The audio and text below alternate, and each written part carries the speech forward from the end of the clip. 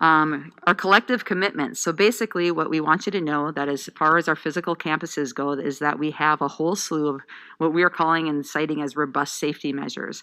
So those measures will be taught to our staff first and then transferred to our students. We're going to use everything from video examples to the modeling that you could anticipate that would happen in any given classroom at any given time to make sure that everybody's on the same page as far as what we're expecting for when people walk into our buildings. So some of the policies and procedures we actually are practicing here tonight. We expect that masks will be worn anytime a person is not able to maintain physical distancing. So that means masks will be worn upon entry, upon exit, upon entry and exit to the classrooms, during hallway passing time, when standing in line for lunch.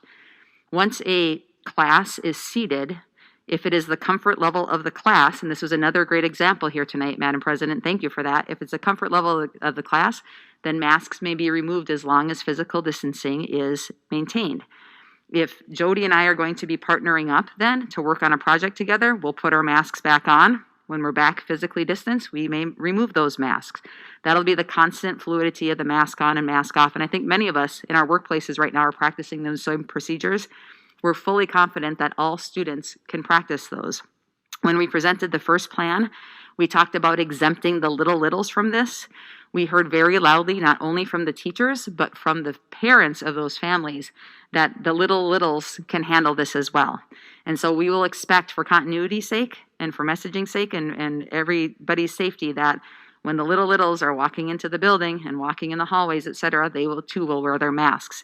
And there's some really creative ideas around how to make that even fun for kids, right? The different styles of masks, or you put on the cowboy and everybody's playing cowboy right now, whatever it is. And so that's where the creativity of our teachers come in to reinforce. There are also standards being put in place at all buildings that will allow for physical distancing. You heard about the classroom measurements that have gone out. Now principals are going into classrooms, taking those measurements and looking at the application of it and putting together some mock-ups. We're in the process of switching out furniture where needed. So we're going to, and principals are in the process of looking at alternative spaces for larger class sizes that might not be accommodated in those physical plants. So they're moving forward in that sort of planning as well. Cohort sizes, you heard about that last time as far as the elementary level. All kinds of creative ways to try to keep those cohorts downsized and together to limit the group's interaction with other people. At the high school last time and the middle school last time we were here, there was great concern about us going through a typical 8-period day. Our principals are right now in the final stages of putting the details together between what we're going to move to a block schedule. So that would mean that we would eliminate the amount of passing time by 50% on any given day, and the amount of intermixing of our student body by 50% at any given day by going to a block schedule.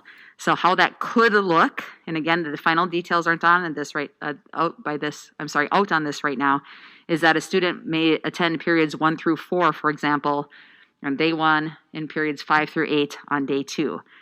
Personally, from a teaching and learning standpoint, I'm excited about the opportunities this affords.